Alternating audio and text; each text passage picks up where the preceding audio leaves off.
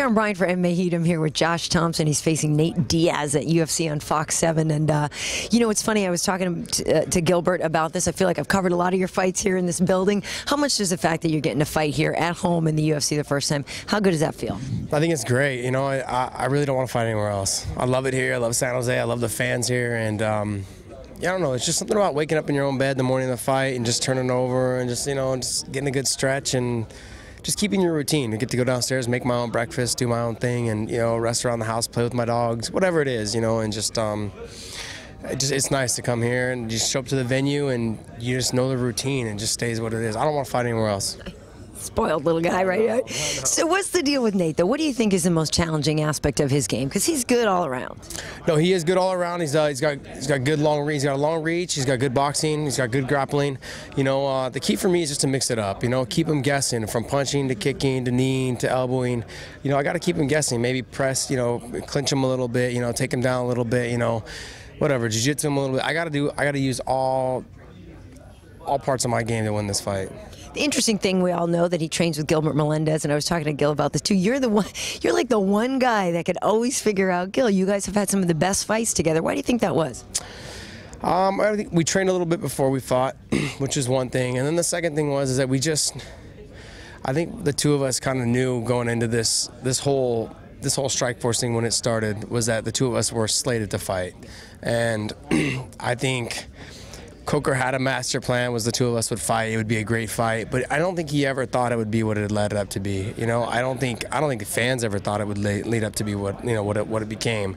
And what you have now is you have a trilogy that will go down in history in MMA, just period. I mean, we put on 3 of the best fights ever seen in the sport, and you know, I could leave this sport tomorrow and walk away and just be completely happy with everything I've done with myself. And you know, it makes me feel good to know that I gave the best I could in all 3 of those fights, and I think the fans and the promotion and everybody else, all the way down to their last penny, got their dollar's worth. You know. And how do you feel now? You know, the UFC has come along so much. The fighting game is bigger now. It's different. How do you feel now being able to be not only, you know, have a great fight against a very good fighter, but also have it on Fox? I mean, the eyeballs that are going to be on you for your first, you know, bout here. I think it's great, but like I said, I don't worry about how many people are watching at home. I really don't. I'm sorry, because then that just puts more pressure on you. Okay. I mean, nobody will watch. Yeah, you're gonna have, you know, between, you know, 5, 7, you know, 8 million people, whatever it is. You know, I mean, it's no big deal. I'm more concerned about the 15,000 who be in the arena yelling and screaming, causing a ruckus. Yeah, you suck. You. Kick him, get him, yeah. That's my favorite. Those are the ones that, you know, you really tune into. So, no, but no, I definitely I love all the support that we get at home. But like I said, it's not something that really is on my mind and how many people are actually viewing and watching. I'm really just focused on Nate. And how are you feeling injury-wise? Because that's the thing with you. It's been hard to get some momentum going. You'll have a couple great fights, then you got to sit out for a while and this and that. So how you feeling, and how has that affected your mental state? You know what's funny is I watched that 30 for 30 on ESPN, and there was one they had on Marcus Dupree, the greatest running back that never was. Yeah. So I kind of feel that my fight career has been based somewhat similar like that. It's been every time I start to win and do really well, I get injured really bad, and then I end up taking a year off or something along those lines, and then I start to come back and everything's doing really well, and then I get injured. So I feel like that I've always been right there, you know, and it's just a matter of me staying healthy, not overtraining, just capitalizing on my abilities. I consider myself to be one of the most well-rounded fighters in the game, and just being able to use it all is what I need to do, and to continue to be the best. And this camp has been good. I've been healthy, no injuries.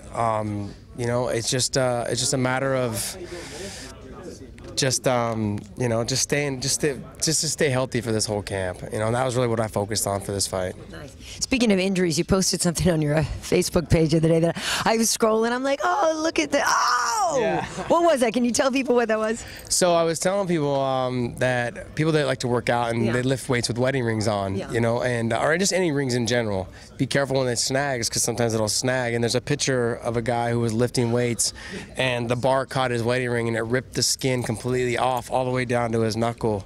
And I think I got a lot of comments on that. Something like 40, 50-something comments on it. Just people talking about how disgusting it was. But the reality is it's happened a couple times, you know, to some people that I know, and especially to me, is like when you're lifting, sometimes it'll scratch your ring all up, and sometimes it'll rip on it. Right. Nasty. Yeah. I didn't expect that. Oh, it's gross. In the so stream, gross. Oh yeah, check this out. There's pictures of my dogs, my puppies all laying on me, and then next you know there's a ring with like half a finger missing. And raw bone. Hey, last question. A while back, I remember you were going to change your name from the Punk because you were like, I'm growing up, I'm a big boy, I'm a different guy. What happened with that? I don't know. I just never got. I'm too lazy. I mean, realistically, like I probably would just use no nickname. I mean, honestly, I mean, there's really.